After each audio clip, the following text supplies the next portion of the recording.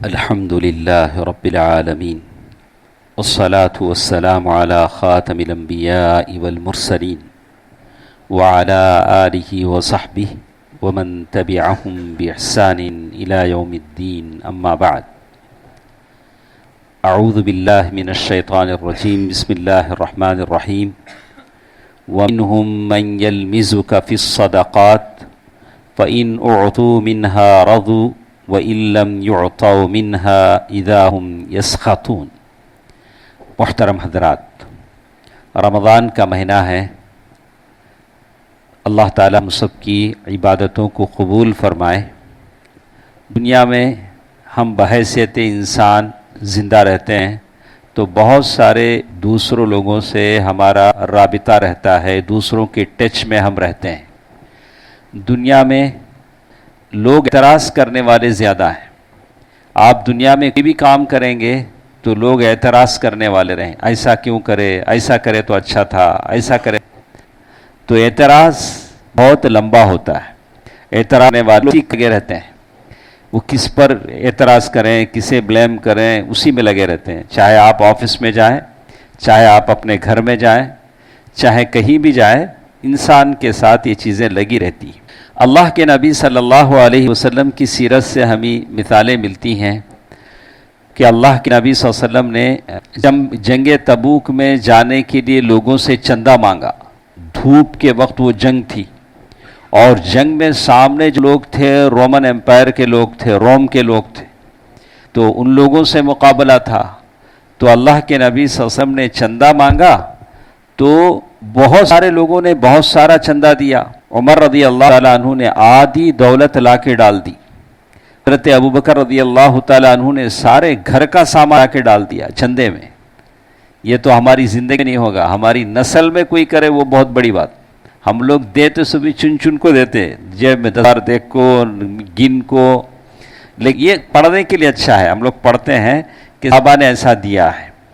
اچھا، جن کے پاس دینے کے لیے کچھ نہیں تھا، ابو عقیل رضی اللہ کے بارے میں کہ ایک دن محنت کیا انہوں نے یہودیوں کے باغیچے میں، اس کے بعد مٹھی کھجور آئے، وہ کھجور لا کے اللہ کے نبی صلی اللہ علیہ وسلم کے پاس دیا۔ اللہ کے نبی میرے پاس ہی ہے۔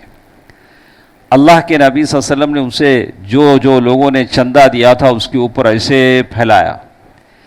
اب یہ جو بیچ تھی اعتراض کرنے والوں کی بیچ، وہ لوگ دور سے بیٹھ کے تماشا دیکھ رہے ہیں، وائٹ اینڈ سی، دیکھو کیا ہوتا ہے، دیں گے تو نہیں۔ اچھا، جو زیادہ لاکھوں دیتے ان کو بولتے ہیں ریاکاری باو، شو آف، دکھانے کو ایسے لاکھوں دے دانے سو، ابو بکر بھی، عمر۔ اچھا، جو لوگ مٹھی لاکھوں دیے ان کے تعلق سے کہ اللہ تمہاری مٹھی کا محتاج ہے کہ اللہ کے پاس نہیں پیسے، تمہیں دن بھر کام کر کو مٹھی لاکھوں دے، انہیں یہ بھی دیا نہیں وہ بھی دیا نہیں، کیا کریا؟ خالی بلیم کریا، اعتراض کریا۔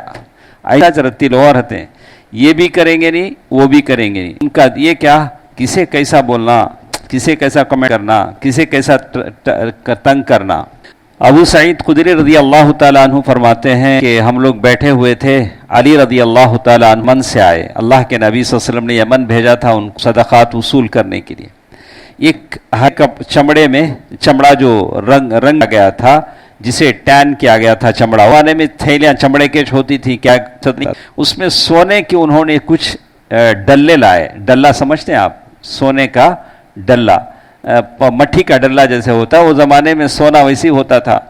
تو اللہ کے نبی صلی اللہ علیہ وسلم نے اسے لے کر 4 لوگوں میں بانٹ دیا۔ وہ بڑے بڑے وہ زمانے میں نئے مسلمان ہوئے تھے، ان کا دل رکھنے کے لیے عینہ بن بدر، اقرا بن حابس، زید الخیل، علقمہ یا عامر بن طفیل، ان کو بانٹ دیا۔ اب دوسرے لوگوں نے اعتراض کیا، اللہ کے رسول وہ ہم نہ دینا تھا نا، ان کو دے ڈالے۔ یا اعتراض یہ نہیں تھا کہ اللہ کے رسول خود لے لیے یا اپنے رشتہ داروں کو دے دیے، اس لیے کہ صدقے کا مال سید کو دے نہیں سکتے تھے۔ اللہ کے نبی صلی اللہ علیہ وسلم اپنے لوگوں کو تو نہیں دیتے تھے۔ اعتراض کیا تھا، ان کو دیے منجھے نہیں دیے، ان کو زیادہ دیے منجھے کم دیے، ایسا اعتراض ہوتا تھا۔ تو اللہ کے نبی صلی اللہ علیہ وسلم نے تو کہا کہ اللہ کے نبی صلی اللہ علیہ وسلم نے فرمایا، کیا آپ لوگوں کو میرے اوپر اطمینان ہے کہ میں ان کو دیا ہوں؟ میں آسان والے کا امین ہوں، اللہ تعالیٰ کی جو شریعت ہے اس میں امانت دار ہوں، مال میں خیانت کیسا کروں گا؟ میں جسے دینا ہے اسے دوں۔ میرے پاس صبح شام و آسمان خبریں ہیں، اللہ کی وحی آتی ہے، میں جسے چاہتا ہوں۔ اس کے بعد ایک آدمی ادھر سے سائڈ سے کھڑا، وہ آدمی کیسا تھا؟ حدیث میں بتایا گیا کہ ایک آدمی جس کی آنکھیں دھسی ہوئی تھی، رخساروں کی ہڈیاں ابھری ہوئی تھی، پیشانی باہر نکلی ہوئی تھی، داڑھی بڑی گھنی تھی اور سر شیو کیا ہوا تھا۔ اسلام میں سر شیو کرنا اکثر پسند نہیں ہے، کب کریں گے؟ آپ حج پر جائیں گے، عمرے پہ جائیں گے تو کریں گے، اکثر سر شیو کرنا یہ پسند نہیں ہے۔ ٹرم کر سکتے ہیں، ہاں اگر کسی کو کھجلی ہو گئی ہے، ڈینڈرف آ گیا ہے، آدمی کر سکتا ہے، عذر کی بنا پر کر سکتا ہے، چپ کے موٹے مارلے کو بڑھا کے کہ اللہ والے سر کا شو آف کرنے کی اجازت بھی نہیں ہے، ٹھیک ہے۔ تو وہ آدمی ایسا تھا، تو وہ اپنا تہبند پنڈلیوں اٹھائے ہوئے اللہ کے نبی صلی اللہ علیہ وسلم کے پاس آیا، آ کر رہا، اللہ کے رسول اللہ سے ڈرو بول رہا ہے۔ دیکھا آج کل لوگ ہم بولے تو ہم ناراض ہو جاتے ہیں، لیکن یہ کسے بول رہا ہے؟ اللہ کے رسول کو بول رہا ہے کہ اللہ سے ڈرو۔ تو اللہ کے نبی صلی اللہ علیہ وسلم فرمایا ویلک، تیری بربادی ہو۔ اللہ کے نبی صلی اللہ علیہ وسلم نے فرمایا کیا میں اللہ کی زمین پر سب سے زیادہ ڈرنے والا نہیں ہوں؟ اللہ کے نبی واللہ انی لکم میں سب سے زیادہ تم سے اللہ سے ڈرنے والا ہوں۔ تو پھر اللہ کے نبی صلی اللہ علیہ وسلم وہ آدمی جانے لگا، تو خالد بن ولید رضی اللہ تعالی عنہ نے کہا اللہ کے رسول آپ صرف ہاں بولے میں اس کی گردن نکال دیتا ہوں۔ خالد بن ولید ہمیشہ اس کے لیے ریڈی رہتے تھے۔ تو اللہ کے نبی صلی اللہ علیہ وسلم نے فرمایا کہ شاید وہ نماز پڑھتا ہو۔ کیا کہا؟ شاید نمازی ہو، نمازی کو قتل نہیں کر سکتے۔ تو خالد بن ولید رضی اللہ تعالیٰ عنہ نے کہا کہ کتنے لوگ ایسے ہیں جو زبان سے اللہ اللہ بولتے ہیں، دل میں کیا بھی نہیں رہتا؟ تو اللہ کے نبی صلی اللہ علیہ وسلم نے فرمایا کہ میں لوگوں کے دلوں میں جھانک کو دیکھنے کا مکلف نہیں ہوں۔ لوگ باہر سے جو بولتے میں مان لیتا ہوں، لوگوں کے سینے پھاڑ اندر ایمان ہے نہیں ہے وہ دیکھنے کا میں ذمہ دار ہوں، اللہ کے نبی صلی اللہ علیہ وسلم نے کہا۔ اس کے بعد وہ جا رہا تھا تو اللہ کے نبی صلی اللہ علیہ وسلم فرمایا کہ یہ جو آدمی جا رہا ہے اس کے نسل سے ایسے لوگ پیدا ہوں گے وہ قرآن کو مزے لے لے کر پڑھیں گے مگر وہ قرآن ان کے حلق سے نیچے نہیں اترے گا۔ تو ان کا قرآن پڑھنا ان کے لیے کوئی فائدہ نہیں دے گا جب تک کہ وہ پوری طرح اسلام قبول نہ کر لیں۔ اللہ کے نبی صلی اللہ علیہ وسلم نے آخر میں کہا کہ دین سے یہ اسی طرح نکل جائیں جیسے تیر کمان سے نکلتی ہے، واپس نہیں آتی، ویسے یہ دین سے بھی نکل جاتے ہیں۔ ان کے زمانے میں میں زندہ رہا تو میں ان کو ویسے قتل کروں گا جیسے قوم ثمود قتل کر دی گئی۔